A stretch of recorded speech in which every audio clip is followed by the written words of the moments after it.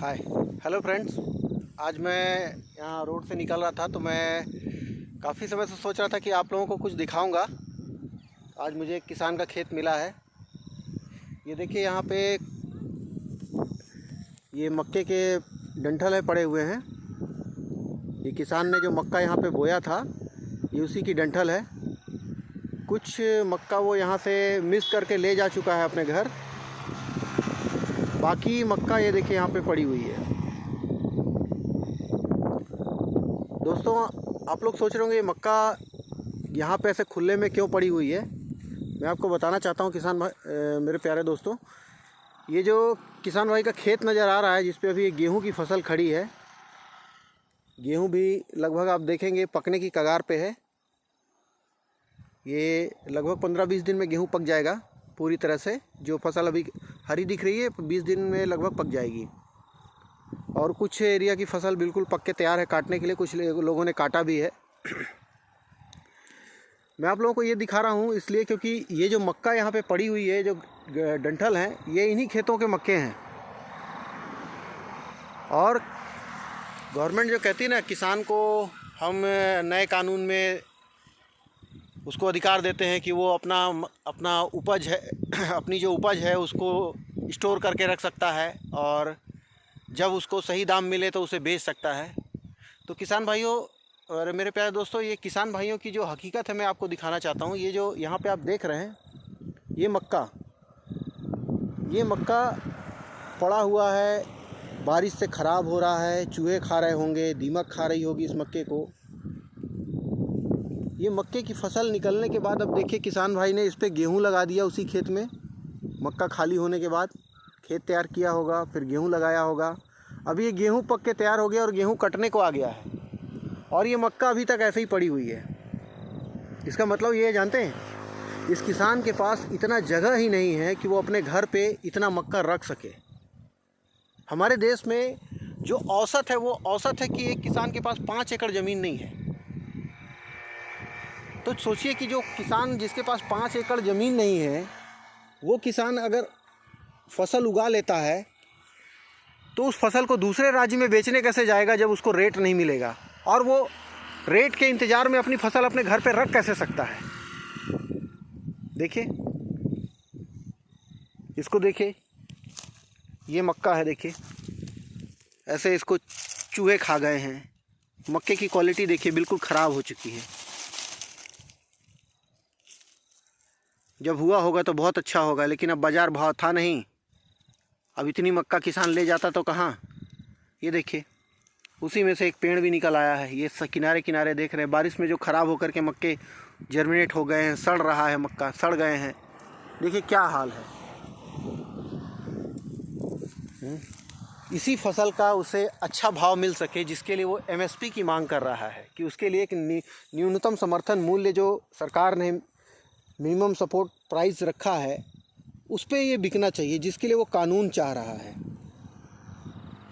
और सरकार ने उनको दिया है ना कानून कि आप कहीं भी किसी भी राज्य में ले जाके मक्का बेच सकते हैं। अब बताइए वो किसान जिसके पास थोड़ी सी ज़मीन है और वो ये मक्का उगाया है, यहाँ बाज़ार भाव नहीं है तो किसी दूसरे राज्य में ले जाएगा। इतनी फुर्सत है उसके पास है। 4 एकड़ 5 एकड़ में खेती करने वाला किसान अपनी उपज को क्या पिकअप में भर करके 2-2 राज्य घूमता फिरेगा है। 2 रुपये 3 रुपये अगर मान लीजिए कहीं रेट ज़्यादा भी मिल रहा होगा, अगर वो इतनी फसल को लेके जाता है तो उसके पास बचेगा क्या। वो तो जितना मुनाफा कमाएगा उससे ज़्यादा उसका आने जाने का खर्चा हो जाएगा।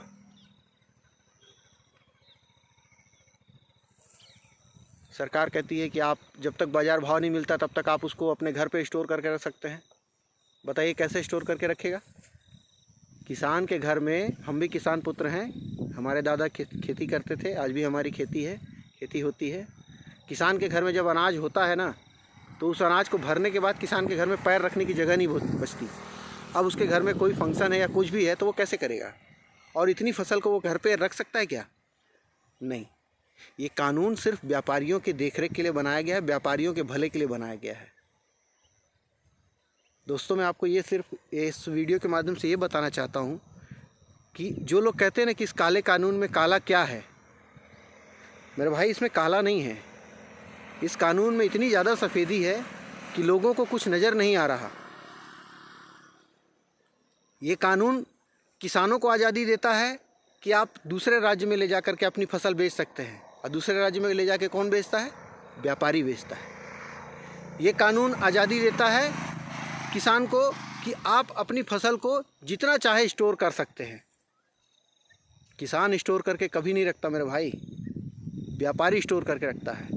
तो कायदे से ये कानून किसानों के नाम पे व्यापारियों के हित के लिए बनाया गया है, ताकि व्यापारी जितनी चाहे उतनी फसल स्टोर करके रख सके गोदामों में बंद करके, और जब बाज़ार में भाव ऊंचे हो जाएं तो वो उस फसल को बेचे।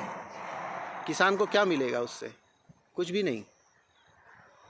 किसान आज जो व्यापारी को एक राज्य से माल दूसरे राज्य पे ले जाने पे उसको जो टैक्स देना पड़ता है,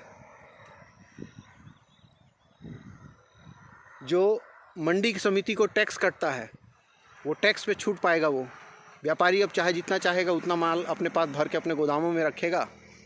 जब उसके बाज़ार जिस राज्य में ज़्यादा होंगे, जहाँ उसको ज़्यादा समझ में आएगा, वहाँ ले जाके बेचेगा ट्रकों में भर भर के माल। अब किसान बेचारा छोटी सी फसल लेके किस किस राज्य में घूमेगा अपने फसल के भाव के लिए?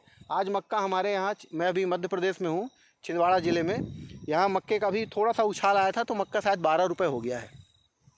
आपको पता है किसान भाइयों, 1 एकड़ खेत में अगर किसान की फसल 13 से 14 रुपये प्रति किलो अगर उस किसान का मक्का बिकता है तो जाकर के कहीं किसान की लागत निकलती है, प्रॉफिट नहीं, सिर्फ लागत। अब सोचिए कि जिस किसान को 12-13 रुपये मिलता है तो सिर्फ उसकी लागत मिलती है। अब वो किसान खेती में कैसे प्रॉफिट ले सकता है, कैसे कमा सकता है?